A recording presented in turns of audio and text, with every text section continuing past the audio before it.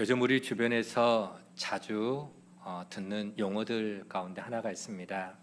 매스컴에서도 자주 언급되는 용어이기도 하죠. 바로 그 용어가 바로 바닥이라고 하는 용어입니다. 경기가 바닥을 치고 있다. 혹은 주식의 바닥이 끝이 보이지 않는다. 집값 하락의 바닥이 잘 보이지 않는다. 말끝마다 바닥. 주로 경제와 관련돼서 바닥이라는 그 단어가 자주 사용되고 있는 것 같습니다. 그리고 이렇게 경제적 어려움으로 인한 생활고를 표현할 때에 밑바닥 인생이다라는 그런 표현도 사용을 하기도 하죠. 아무튼 바닥이라고 하는 이 단어는 긍정적인 의미보다는 좀 부정적인 그러한 의미로 주로 쓰이고 있는 것을 볼 수가 있죠. 하지만 여러분, 이거를 역으로 한번 생각해 봅시다. 반대로 생각해 보면은 바닥과 같은 그러한 삶, 지금 내 상황이, 내 처지가, 내 형편이 정말로 힘들고 정말 어려운 바닥과 같은 상태라면은 우리는 더 이상 이제 내려갈 데가 없잖아요. 이제는 뭐만 남았습니까? 치고 올라갈 일만 있는 거예요. 그러니까 거기서부터 우리는 새로운 꿈, 새로운 희망을 마음에 품을 수가 있다라고 하는 것입니다.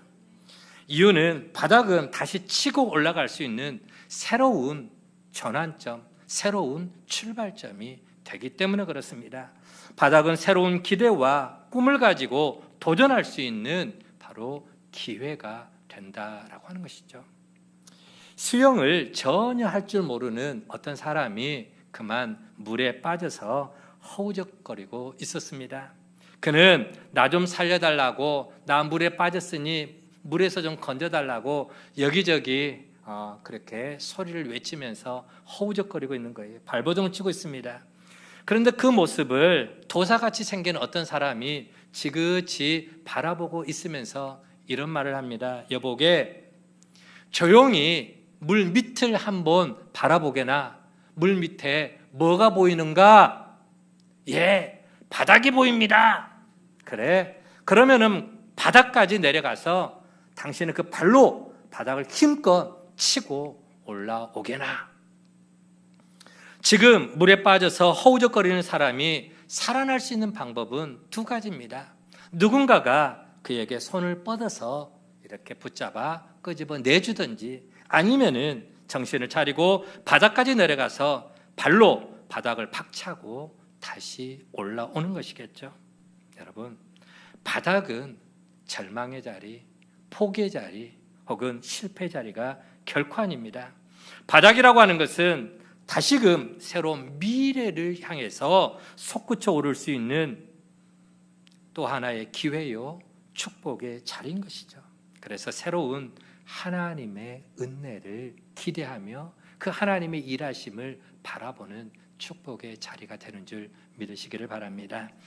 오늘 우리는 말씀에서 그 인생의 가장 밑바닥을 경험하고 있는 한 사람을 만날 수가 있습니다.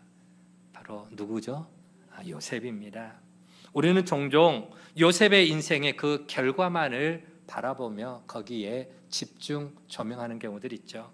노예로 팔려간 소년이 국무총리라고 하는 입지전적인 인물이 되었다라고 소개를 합니다. 그래서 우리 인생도 요셉과 같은 축복받은 인생이 되게 해달라고 또 그렇게 기도하기도 하죠. 하지만 그것은 결과만 바라보고 그렇게 이야기하는 것이고요.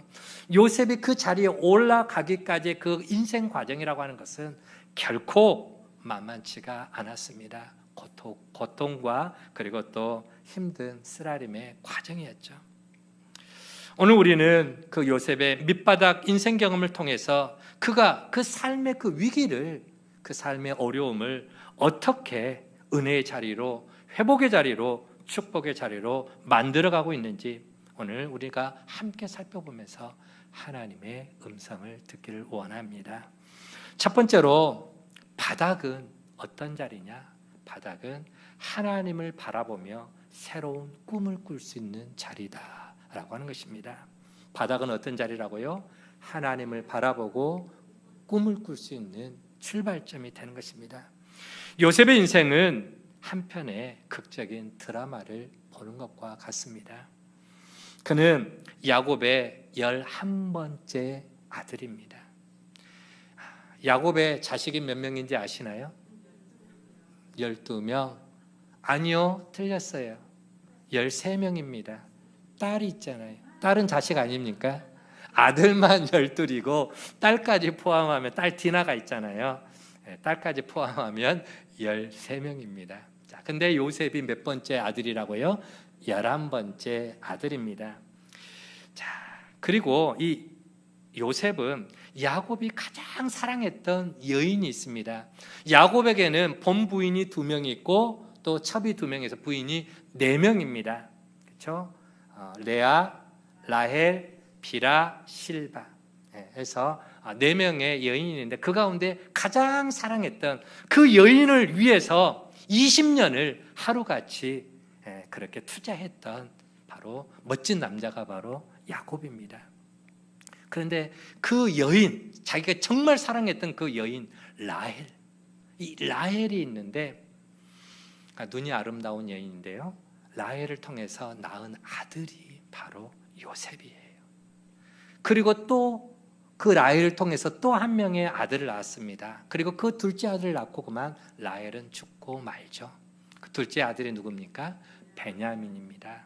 자, 그래서 이 야곱은 자기가 사랑하는 그 여인을 통해서 낳은 요셉을 각별하게 생각했습니다. 자기 아내가 일찍 아이를 낳고 죽어버렸기 때문에 그 아들 바라볼 때마다 자기 와이프가 보고 싶어지고 와이프가 생각날 때마다 또 그 아들에게 마음이 더 가는 거예요. 그래서 12아들이 있고 딸까지 13명이지만은 유독 한 아들에게 더 마음이 신경이 쓰였습니다. 그게 바로 요셉인데 그에게 색동옷을 입혀주죠. 색동옷. 오늘날로 치면은 다른 자식들은 다 시장에서 싼 옷을 사다가 입혔으면은 요셉만큼은 백화점표 굉장히 고가의 그런 옷을 사다가 그 아들에게만 좀 부티나게끔 그렇게 아들에게 사서 입혔다라고 하는 겁니다. 편애를 했던 거죠, 아버지가. 그러니까 형제들이 어떻게 생각하겠어요? 얄밉죠. 요셉은 또 그것만 한 게 아니에요. 아버지에게 혼자 이쁨을 독차지한 것뿐만 아니라 또 형들이 뭔가 잘못을 하면 아버지가 자기 편이니까, 아버지가 자기를 이뻐하니까 어쨌든 뭔 형들이 잘못한 거 있으면 꼭 갖다가 아버지한테 고자질을 하니까 미웠는데도 불구하고 더 미워지는 거예요. 그러니까 형들이 이를 갈고 있었던 겁니다. 자, 그런데 요셉은 꿈을 꾸는 자였습니다. 하나님께서 요셉에게 꿈을 보여주셨고 그 보여주신 꿈을 늘 가슴에 품고 살았던 사람이 바로 꿈쟁이가 바로 요셉입니다. 어느 날 그의 아버지가 이제 형들이 도단성이라고 하는 저 먼 곳에 가서 양을 치고 있는데 그 형들에게 먹을 것도 좀 가져다 주고 그리고 형들이 어떻게 잘 지내고 있는지, 양을 잘 치고 있는지 좀 가서 안부도 확인하고 와라 라고 요셉을 형들이 있는 곳으로 보냈습니다. 사실 보낸 게 좀 어떻게 보면 실수 아닌 실수처럼 그렇게 이야기해졌죠. 이제 형들이 들에 나가서 양을 치고 있는데 저 멀리 보니까는 동생이 오고 있는 거예요. 동생이 오고 있으니까는 옳지, 기회는 이때다. 부모님도 멀리 계시고 이곳은 외딴 곳이고 이제 저놈을 우리가 한번 좀 손을 봐줄 때가 됐다라고 서로 이제 형제들끼리 이제 음모를 꾸미는 것입니다. 자, 그렇게 해서 그 동생 야곱을 붙잡아 가지고 그 색동옷을 벗겨 갖고 갈기갈기 다 찢어버리고요. 그리고 그를 어디다가 던지게 됩니까? 구덩이에다가, 저 깊은 구덩이에다가 던져버리고 맙니다. 만약에 그때 그 구덩이에 물이 많이 고여 있으면은 요셉은 어떻게 됐을까요? 당연히 죽죠. 죽게 되고 하나님께서 그에게 보여주신 그 꿈도 끝나고 말았겠죠. 하지만 하나님 그 상황 속에서도 요셉이 하나님의 은혜를 덧입을 수 있도록 요셉과 함께 하셔서 그의 생명을 지켜주셨습니다. 자, 그래서 이제 또 그 상황 속에 있을 때 마침 저기 보니까는 미디안의 상인들이 애굽으로 내려가는 상인들이 눈에 보이는 거예요. 이때 그의 형 유다가, 요셉의 형 유다가 형제들에게 의논을 합니다. 야, 우리 그냥 저 동생 구덩이에 빠뜨려서 죽이지 말고, 저렇게 내버려 두지 말고 차라리 저놈을 우리가 팔면은 용돈 생기지 않냐. 차라리 저 멀리 팔아버리자. 나름 유다는 그래도 동생을 좀 생각하는 마음에 어쩌면 그랬을는지도 모르겠어요. 그래서 그 구덩이에서 끄집어내 가지고 은 20에 요셉을 팔아버립니다. 결국 요셉은 최초로 남들이 아닌 형들에 의해서 인신매매를 당하게 되는, 그쵸? 돈 받고 팔림을 받았으니까 인신매매 아닙니까? 인신매매를 당하는 주인공이 되고 맙니다. 하지만 하나님은 또 그를 애굽의 시위대장인 보디발 장군의 집으로 요셉이 팔려가도록 그 모든 손길을 인도하셨습니다. 요셉은 형들에 의해서 애굽의 노예로 팔려간 그 상황 속에서도 그 마음에 품은 하나님이 주신 꿈이 있었기 때문에 자신의 처지를 비관하거나 혹은 또 자기를 구덩이에 던졌던, 자기를 노예로 종살이로 팔았던 형들을 미워하거나 원망하지를 않았습니다. 왜냐하면 그가 어디로 가든지 하나님이 자신과 함께 하신다고 하는 것을 그는 늘 마음에, 가슴에 새기고 있었던 것입니다. 이후에 요셉은 보디발의 집에서 복덩어리가 되게 됩니다. 뭐가 된다고요? 복덩어리가 돼요. 보디발 장군의 집에 노예로 팔려갔는데 거기에서 복덩어리가 됩니다. 하나님을 믿지 않는 이 보디발 장군이 볼 때에 비록 그 소년이 자기 집에 노예로 팔려왔지만 노예가 요셉 혼자겠습니까? 아니에요. 장군 집에 그 노예로 팔려온 사람은 요셉만이 아니라 그 집에는 많은 노예들이 같이 있었습니다. 그런데 요셉이 그 집에 들어온 그 이후부터 집안이 달라지기 시작한 거예요. 집안이 잘 되는 거예요. 성경대로 표현되면은 집도 잘 되고 밭에 있는 모든 농작물들도 요셉이 들어온 이후부터 다 잘 되더라는 거예요. 풍작을 하게 되더라는 거예요. 한마디로 이 보디발이 바라볼 때에 요셉에게는 뭔가 남들이 없는 남다른 것, 그게 보여지더라라고 하는 것입니다. 여러분, 우리 집안에도 그러잖아요. 며느리가 한 사람 잘 들어오면은 집안이 잘 된다. 그래서 저 며느리가 우리 집에 진짜 까치 며느리다, 그런 말 하잖아요. 복덩어리다. 그런 것처럼 보디발 장군의 그 시선에서 요셉은 바로 이 복덩어리의 모습이 되었던 겁니다.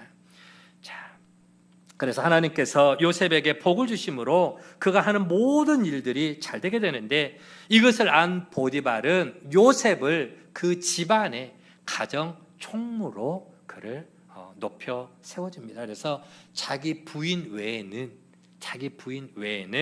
이 모든 집안의 살림살이를 요셉에게 다 맡겨버렸다. 요셉아, 내 와이프만 네가 건들지 말고 이 모든 것들을 너에게 다 맡길 테니까 네가 임의로 우리 살림살이를 다 주관해라. 가정을 총괄하는 책임자로 임명을 받게 돼요. 자, 여기까지는 잘 됐어. 잘 풀렸어요. 그런데 문제가 생겼습니다. 어떤 문제가 생기느냐? 좀 잘생긴 남자가 들어오니까 여인의 눈에 놔두지를 못하는 거예요. 가만 놔두지 못해. 보디발의 아내가 젊은 요셉을 집요하게 유혹을 하기 시작을 합니다. 그게 39장 7절부터 오늘 마지막 23절까지 내용이, 이 보디발 장군의 와이프가 자기 신랑 놔두고서 이 젊은 총각을 이제 유혹하기 시작을 하는 것이죠. 하지만 요셉은 하나님을 믿는 사람, 하나님이 주신 꿈을 가슴에 품고 있는 사람이기 때문에 하나님께서 나를 불꽃 같은 눈으로 지금 쳐다보고 계시는데, 지켜보고 계시는데 내가 어떻게 하나님 앞에서 득죄할 수 있으리요? 라고 하면서 그 보디발 장군 와이프의 그 유혹의 손짓을 거절하고 뛰쳐나와 버립니다. 옷을 벗어 던져버리고 그리고 도망쳐 나오죠. 그 일로 말미암아 결국 요셉은 억울하게 또다시 감옥에 그가 붙들려 들어가게 됩니다. 자신의 뜻을 이루지 못한 이 보디발 장군의 아내는 요셉을 좋아했던, 사랑했던 그 감정이 이제는 무엇으로 바뀝니까? 미움과 증오의 감정으로 바뀌어버립니다. 저 천한 히브리 노예가 감히 나를 희롱하고 나를 겁탈하려고 했다고 그 모든 죄를 요셉에게 다 뒤집어 씌워버리는 거예요. 결국 요셉은 감옥에 끌려갑니다. 하지만 그 속에서도 요셉은 원망하지를 않았습니다. 성경 어디에도 요셉이 어려움 가운데 누군가를 원망하거나 실망했다거나 혹은 좌절했다고 하는 표현이 없습니다. 이유가 뭘까요? 그렇습니다. 요셉은 어느 자리에 어떤 상황에 놓여 있을 때도 하나님이 나와 함께 하신다고 하는, 하나님이 나를 지켜주고 계신다라고 하는 그 하나님을 향한 믿음이 확고했기 때문이다라고 하는 겁니다.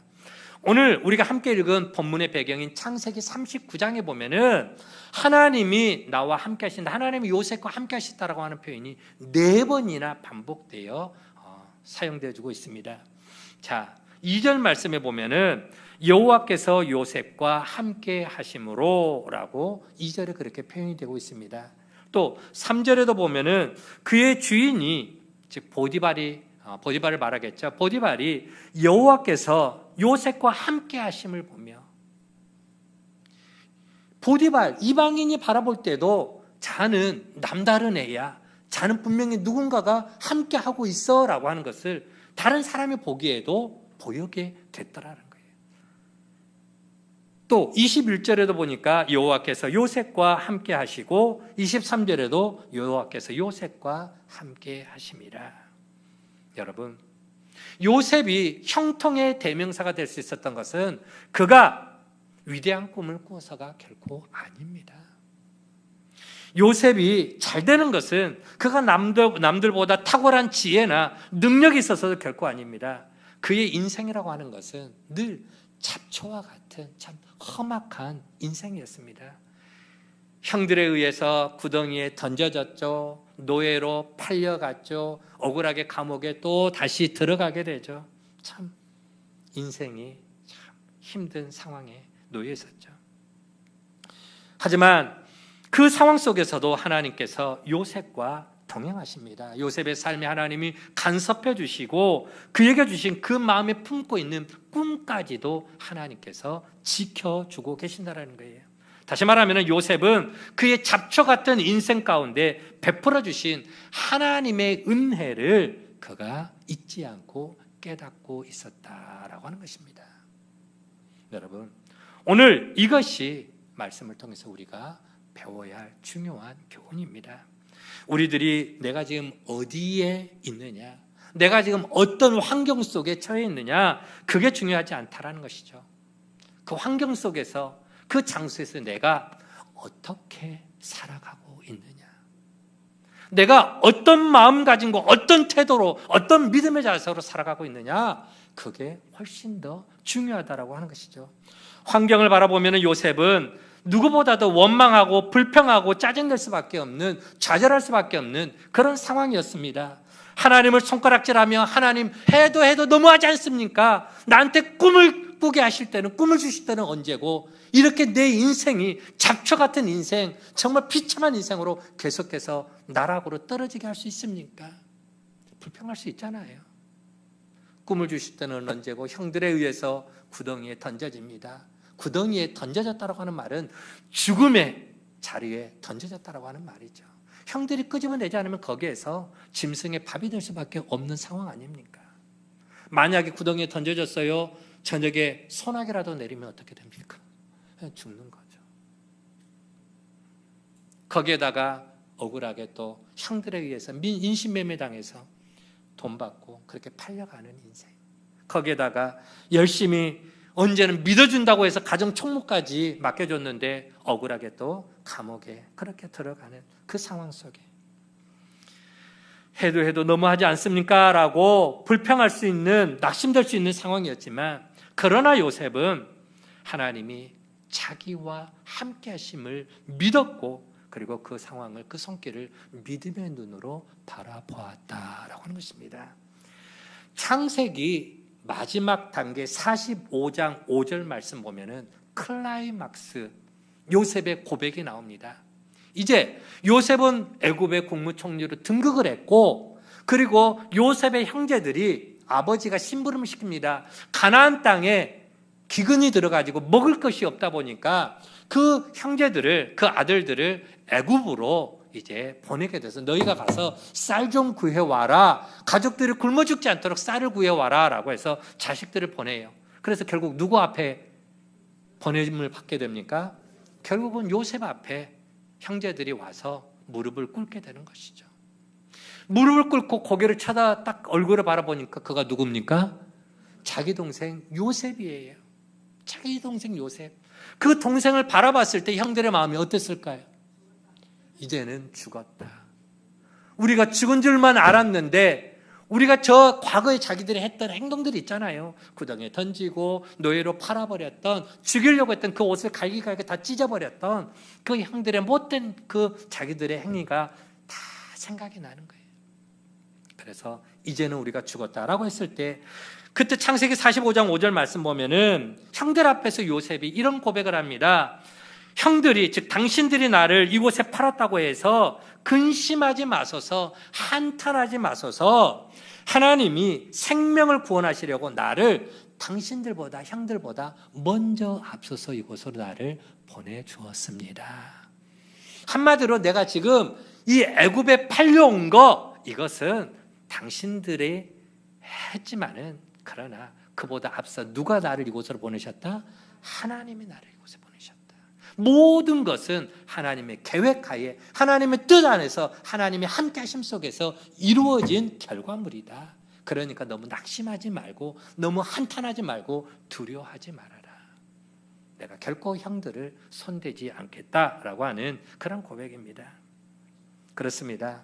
비록 하나님 앞에서 믿음을 지킴으로 억울하게 감옥에 들어갔지만, 여전히 하나님께서 자신과 함께하고 계심을 요셉은 믿음의 눈으로 하나님을 바라봤던 것이죠. 자신에게 꿈을 주신 하나님께서 그 꿈을 반드시 이루실 것을 믿음으로 기대를 했던 것입니다. 여러분, 요셉은 다시금 바닥으로 그 인생이 추락을 당했지만 그 상황 속에서도 실망하지 않았습니다. 그가 나락으로 떨어진 그 바닥은 하나님을 바라볼 수 있는, 하나님의 꿈을 이루어갈 수 있는 새로운 기회임을 그는 확실하게 깨달았던 것이죠. 자신의 꿈을 새롭게 그려볼 수 있는 절호의 기회로 삼게 된 것입니다. 여러분, 우리가 믿는 하나님은 언약 앞에, 약속 앞에 신실하신 하나님이심을 믿으시기를 바랍니다. 하나님의 계획은 결코 변하지 않습니다. 비록 요셉이 신의를 지키고 믿음을 지키다가 감옥에 들어왔지만 그것은 하나님의 또 다른 축복의 기회가 되었다라는 것을 우리는 말씀을 통해서 알 수가 있습니다. 자, 보세요. 자, 말씀을 한번 보도록 하겠습니다. 20절 말씀에 보면은 같이 한번 볼게요. 20절 말씀, 우리 같이 한번 성경을 찾아보도록 하겠습니다. 같이 한번 읽어볼게요. 시작. 이에 요셉의 주인이 그를 잡아 옥에 가두니 그 옥은 누구를 가두는 곳이라고요? 왕의 죄수. 무슨 말이냐? 요셉이 지금 억울하게 감옥에 끌려 들어갔어요. 감옥에 끌려 들어가서 이제 감옥에 갇혔어. 그런데 그 감옥에 지금 죄수들이 다들 붙들려 와 있지 않겠어요? 그런데 그가 들어간 감옥은 특별한 감옥이었다라고 하는 겁니다. 어떤 특별한 감옥이냐? 그곳은 폭력배나 소인배나 시장 잡배들이 그렇게 죄짓고 들어와 있는 곳이 아니라는 곳이에요. 거기에 들어와 있는 사람은 누구냐? 왕의 신하들이 그 속에 들어와 있다라는 겁니다. 한마디로 엘리트 중에 엘리트들이 그 감옥 안에 들어와 있다라고 하는 것이죠. 그 감옥은 하나님의 놀라운 드라마를 펼쳐가시는 또 하나의 무대가 되어 있었다라고 하는 것입니다. 당시에 애굽의 최고의 엘리트들이 모여있는 감옥이죠. 자, 요셉은 여기에서 무엇을 배우게 되느냐? 요셉은 그들로부터 바로 정치와 외교와 경제에 관한 개인 교습을 받게 됩니다. 감옥 안에서 온갖 궁궐에서 일어나는 또 고위 공직자들의 그 사회, 그 삶, 그들에 대해서 다 보고 배우고 듣고 그렇게 익히지 않았겠습니까? 그렇습니다. 그는 돈 한 푼 들이지 않고 당대 최고의 실력자들로부터 그는 개인 레슨을 그 속에서 받게 된 겁니다. 그것도 여러분, 요셉이요, 그 감옥에 뭐가 됩니까? 예? 감옥에 또 제 우두머리가 또 되는 것입니다. 간수장이 모든 그 또 업무를 요셉에게 다 맡겨서 요셉이 야야 너 잠깐 이리 와봐 하면서 감옥에 있었던 거 한번 좀 이야기해봐, 아니 궁궐에 있었던 거 이야기 좀 해봐 하면서 불러다 놓고 다 이렇게 말할 수 있는 그런 위치에 그를 하나님께서 높여주셨다라고 하는 거예요. 여러분, 참 특별한 상황 아니겠습니까? 누가 이런 상황을 만들어 가십니까? 그렇습니다. 우리는 종종 바닥에 떨어질 때에 우리 자신도 모르게 한숨이 나오고 원망과 불평이 나옵니다. 하지만 하나님은 아무런 이유도 없이 택하신 자녀들을 결코 그렇게 고생길로 이유 없이 보내지는 않는다라고 하는 것이죠. 고통에는 분명 하나님의 뜻이 있습니다. 우리는 욥의 고백을 너무나 잘 알고 있습니다. 그가 나의 가는 길을 그가 아시나니 그가 나를 단련하신 후에는 내가 순금같이 나아가리라. 내가 이렇게 고생하는 거, 내가 이렇게 힘든 거, 내가 이렇게 나락으로 떨어진 거, 바닥까지 인생 바닥치는 그 힘든 상황에 그렇게 떨어지는 것은 하나님이 내가 가는 그 길을 다 알고 계신다. 그가 나를 지금 이렇게 바닥까지 연단시키는 것은 이후에 나를 통해서 하나님의 놀라운 뜻을 이루기 위한 순금같이 정금같이 나를 훈련하시는 하나님의 뜻이 있을 것이다. 하나님을 향한 믿음이 있었던 것이죠. 그렇습니다. 우리 하나님은 아무런 이유 없이 택하신 자녀들을 고생시키지 않습니다. 고통에는 분명 하나님의 뜻이 있는 겁니다. 하나님은 좋은 것뿐만 아니라 심지어 나쁜 것까지라도 합력하여 선을 이루어 가시는 하나님이신 줄 여러분 믿으시기를 바랍니다. 로마서 8장 18절 말씀을 우리가 너무나 잘 알고 있습니다. 어떤 말씀입니까? 우리가 알거니와 하나님을 사랑하는 자 곧 그의 뜻대로 부르심을 입은 자들에게는 모든 것이 합력하여 뭘 이룬다? 선을 이루느니라. 모든 것이 합력하여 선을 이룬다. 하나님은 감옥에서조차도 요셉과 함께 하셔서 감옥을 지키는 간수장에게 은혜를 베풀게 하셨습니다. 간수장이 누굽니까? 한마디로 교도소장 아닙니까? 제일 거기에서 우두머리. 그런데 그에게도 은혜를 베풀어서 어떤 불이익도 요셉에게 나타나지 않도록, 어려움이 없도록, 누구도 요셉을 손대지 못하도록 요셉에게 하나님이 은혜를 베풀어 주셨습니다. 요셉에게 있어서 감옥의 시간은 절망의 시간이 아니라 국무총리의 꿈을 잉태하는 축복의 시간이 되는 것입니다. 가장 밑바닥에 던져졌지만 하나님은 그 밑바닥을 꿈을 이루는 축복의 기회로 만들어 가시는 것이죠. 여러분, 때로 우리도 우리에게 주어진 인생 밑바닥이 이해가 되지 않을 때도 많이 있습니다. 그러나 그 바닥 속에도 우리 하나님의 놀라운 뜻이 있음을 헤아릴 줄 아는 오늘 믿음과 지혜가 우리 가운데 있어지기를 주의 이름을 간절히 축원을 드립니다. 우리가 즐겨 부르는 찬송가 620장 2절 가사의 내용을 보면은 이런 내용이 있습니다. 주님이 뜻하신 일 헤아리기 어렵더라도 언제나 주 뜻 안에 내가 있음을 아노라. 주님이 뜻하신 일 헤아리기 어렵더라도 언제나 내가 그 주 뜻 안에 있음을 아노라. 그렇습니다. 우리는 우리가 가는 인생 여정 다 헤아리지 못합니다. 자식이 시험을 봤어요. 반드시 이번에는 붙을 것 같았어요. 반드시 이번에는 잘 될 것 같았었어요. 그러나 안타깝게도 우리의 기대만큼 되지 않은 경우가 있어요. 힘든 상황이 있어요. 그럴 때 왜 이런 일들이 생겼을까? 속상하고 마음 아프고 눈물이 나죠. 그러나 거기에도 하나님의 뜻이 있음을 우리는 알아야 됩니다. 중구 청장님하고 지난번에 잠깐 면담을 할 때 청장님이 저한테 그런 말씀을 하시더라고요. 목사님, 이번에 제가 3번째 미역국을 먹었습니다. 뭔 말이에요? 장로 피택하는데 3번째 미끄러움을 당했다라고 하는 거예요. 그것도 한 표 차이로 장로 피택에서 미끄러졌대요. 그래서 마음이 어떻습니까? 많이 힘이 듭니다. 그런데 거기에도 분명히 하나님의 뜻이 있겠지요. 저를 더 훈련시키려고, 저를 더 연단시키려고, 제가 더 다듬어져야 될 부분이 있어서 아마 분명히 하나님은 아직 준비가 덜 된 나를 더 준비시키려고 그렇게 하시는 것 같습니다. 오히려 제가 더 많이 은혜 받고 왔어요. 같이 이야기 나누다가 차 나누다가 그래요. 그러면서 뭔 일만 생기면은 저한테 문자 보내고 전화해서 목사님, 제가 지금 이런 상황에 있는데 기도 좀 해주세요. 저를 위해서 기도해 주세요. 지금 계속해서 그렇게 서로 지금 교제를 하고 있습니다. 그렇습니다. 때로는 내가 원치 않는 일이 벌어져서 바닥에 떨어진다 할지라도 나의 모든 삶이 주의 뜻 안에 있음을 여러분 믿으시기를 바랍니다. 우리 한번 같이 고백해 봅시다. 나의 모든 삶은 주 뜻 안에 있습니다. 우리 하나님은 합력하여 선을 이루신 분입니다.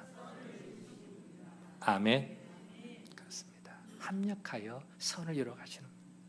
여러분, 지금 저와 여러분의 인생이 바닥과 같이 느껴지십니까? 내 생각대로, 내 계획대로 그렇게 내 마음대로 진행되지 않기에 속상하고 또 짜증이 납니까? 하지만 하나님의 생각과 오늘 우리의 생각은 분명히 다릅니다. 내가 수고하고 내가 애를 쓰고 나는 최선을 다했지만 여전히 내 인생이 바닥에 머물러 있다면은 그 자리가 하나님의 간섭하심과 하나님의 개입하심과 하나님의 함께 하실 은혜의 자리요, 축복의 자리요, 성공을 향하여 나가는 또 하나의 터닝 포인트가 될 줄 믿으시기를 바랍니다. 여러분, 오늘 우리는 어떤 인생을 살기를 원하십니까? 내가 처한 현실이 문제가 아닙니다. 내가 어디에 있는가가 중요한 게 아니라 중요한 것은 내가 어떤 태도를 가지고 그 문제를 대하느냐가 더 중요하다라고 하는 것이죠. 내가 지금 밑바닥에 던져져 있다면은 낙심하지 말고 절망하지 말고 위기를 기회로 붙잡을 수 있는 믿음과 지혜가 우리 가운데 있어지기를 간절히 축원을 드립니다. 그러면서 눈을 들어 하늘을 바라보십시오. 그리고 함께 하시는 전능하신 하나님의 손을 붙드시기를 바랍니다. 그리고 내일을 향한 꿈을 꾸시기 바랍니다. 우리 하나님은 모든 것이 합력하여 선을 이룰 수 있도록 우리 인생을 복되게 선하게 우리 인생을 인도해 주실 줄로 믿습니다.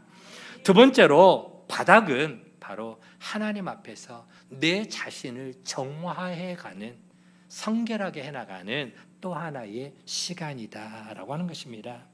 하나님의 위대한 일꾼들은 한결같이 인생의 밑바닥을 경험한 사람들이었습니다. 그리고 그 인생의 밑바닥은 바로 하나님 앞에서 자기 자신을 바라보는 시간이 된 것이죠. 발명왕 에디슨은 전구를 발명하기 전에 1만 번이 넘는 실패를 경험합니다. 그의 조수가 너무 많이 실패하니까 여러분 10,000번이 적습니까? 아니에요. 셀 수도 없이 만큼 그렇게 실패를 많이 했습니다. 그래서 하도 힘드니까 조수가 에디슨에게 이제 좀 포기하면 안 되겠습니까? 이 정도 했으면 할 만큼 다 해보지 않았습니까? 포기를 종용하자 에디슨이 이렇게 말했답니다. 내가 10,000번의 실수를 했다라는 것은 그만큼 성공의 가능성에 이르렀다고 하는 증거가 아니겠느냐. 그렇습니다. 내가 실패를 했다라고 하는 것은 또 하나의 성공의 가능성을 발견한 것이다 라고 하는 것이죠. 즉 긍정의 마인드를 가지고 삶을 바라보는 것입니다. 내가 지금 밑바닥에 있다라고 하는 것은 새롭게 올라갈 수 있는 기회가 주어졌다라고 하는 신호다라고 하는 것이죠. 여러분, 하나님께서 인생의 바닥을 통해서 우리에게 무엇을 교훈하기를 원하실까요? 하나님은요, 인생의 바닥을 통해서 우리를 낮추시기를 원하십니다. 뭐 하기를 원하신다고요? 낮추시기를. 부자는 가난한 자의 아픔을 다 헤아릴 수가 없습니다. 건강한 사람은요, 아픈 자의 심정을 다 헤아릴 수가 없어요. 네가 아파봤어? 네가 병들어 봤어? 네가 죽을 고비를 넘겨봤어? 모르죠. 건강한 사람은 잘 모릅니다. 권력, 힘을 가진 자는 힘없는 자의 애환을 다 알 수가 없죠. 그래서 철학자 괴테는 눈물 젖은 빵을 먹어보지 않는 자는 사람들 앞에서 인생을 논하지 말라라고 말하기도 했습니다. 우리의 밑바닥은 내 힘으로 모든 것을 할 수 있다라고 하는 나의 교만을 깨뜨리는 자리입니다. 또한 하나님은 우리 인생의 바닥을 통해서 포기하는 것을 가르칩니다. 바닥에 내려가면은 모든 것을 다 내려놓게 되어 있습니다. 내가 지금까지 그렇게 붙잡고 애지중지하며 살아왔던 모든 것들이 얼마나 허무한 것인가를 깨닫게 되는 것이죠. 여러분, 풍랑 가운데 휩싸여 있는 배는 살 수 있는 방법이 뭐냐? 배 안에 있는 짐을 다 바다에 던져야 살 수가 있습니다. 요나서 보면 우리가 알 수 있잖아요. 요나가 풍랑을 만납니다. 요나가 탄 배가 풍랑을 만났을 때 선장이 뭐라고 이야기합니까? 배 안에 있는 짐들을 다 바다에 던져라. 그렇습니다.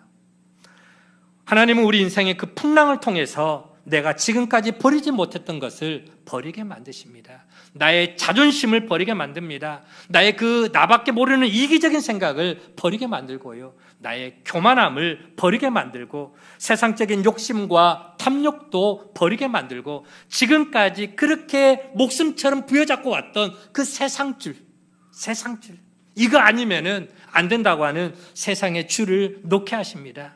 그리고 현실에 안주하려고 했던 게으르고 나태했던 그 나의 삶을 떠나도록 만들죠. 때문에 바닥은 죄악에 빠져 살던 우리의 삶을 새롭게 정화시켜 나가는 용광로가 되는 줄 믿으시기를 바랍니다. 지금까지 얽매였던 우리의 나쁜 습관, 잘못된 생각, 거짓과 불의, 술 취함, 방탕함, 교만, 그 모든 것들을 하나님의 용광로에 녹일 수 있는 기회가 되는 것입니다. 오늘 우리가 바닥에 있는 것은 우리를 결박하고 있는 모든 끈들, 세상적인 끈들을 끊을 수 있는 축복의 기회인 것이죠. 여러분, 이제 가을로 들어섰습니다. 지난번에 집사람하고 같이 한 도로를 이렇게 산책하다 보니까 이제 제법 바닥에 낙엽들이 많이 떨어져 있는 것을 느낄 수가 있었습니다. 가을이 되면은 나무들도 옷을 벗습니다. 그것은 곧 새봄을 맞이하기 위한 준비겠죠. 그렇습니다.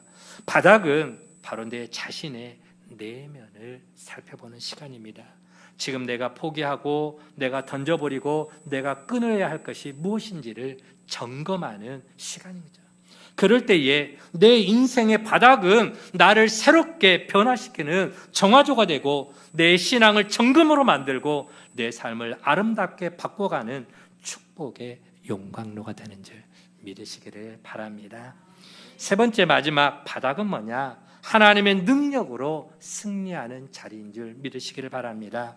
바닥은 새로운 세계로 도전하도록 하시는 하나님의 계획이고 하나님의 아이디어입니다.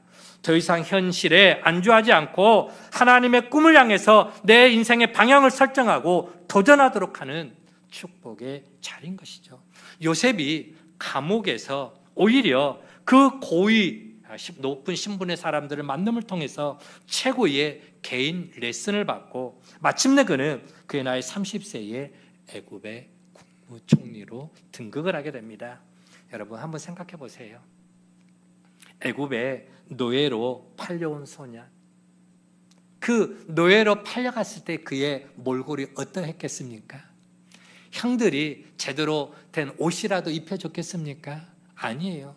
그가 입고 있었던 색동옷을 다 벗겨갖고 갈기갈기 다 찢어버렸습니다. 어쩌면은 그는 우통도 그리고 바지도 다 벗겨지고 팬티만 입고 끌려다녔을 겁니다. 그런 몰골로 보디발 장군의 집에 노예로 팔려갔죠. 감옥에 끌려갔을 때는 어떻겠습니까? 그런 처참한 노예로 팔려갔던 소년이 당대 최강국인 애굽의 국무총리가 되었다라는 게 실감이 납니까? 이것은 아마도 지난날 혼혈나로 태어난 버락 오바마가 인생 역경을 딛고 미국의 제44대 대통령이 된 것보다도 어쩌면 훨씬 더 어려운 일이었을지도 모릅니다. 하나님은 밑바닥에서 하나님을 바라보고 또 새로운 꿈을 꾸게 하십니다. 그리고 우리를 돌아보는 정결하게 하는 그러한 기회를 만들어 주십니다. 결국 마침내 하나님의 손으로 도우셔서 승리와 축복의 자리로 나가게 되는 줄로 믿습니다. 이것이 바로 오늘 우리가 바닥에서 배우게 되는 지혜요 또 힘이 되는 것입니다.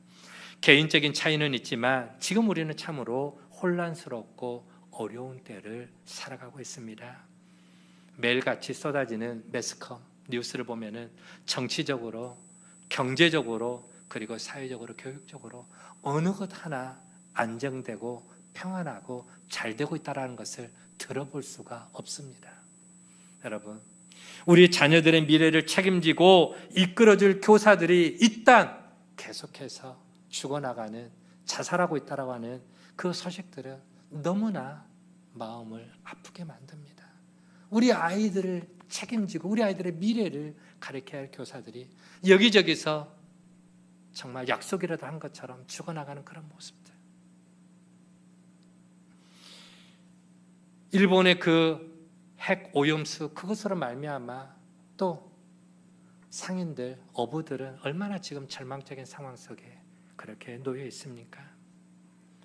이렇게 어느 것 하나 좋아지고 있다라는 소식이 별로 없는 낙심케 만들고 절망케 만드는 우리의 주변을 둘러싼 모든 환경이 그러다 했지만 그렇다고 해서 우리들이 미리 겁을 먹고 미리 낙심하고 미리 절망 가운데 포기할 수는 없는 것입니다. 여러분, 위기가 라는 사실을 믿으시길 바랍니다. 위기를 거꾸로 말하면 기회 아니겠습니까? 그렇죠?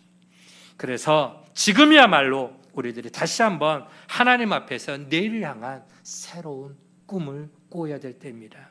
내 자신의 연약함과 나의 부족함을 깨닫고 잡초 같은 인생 가운데도 베풀어 주시는 하나님의 은혜를 사모할 수 있기를 바랍니다.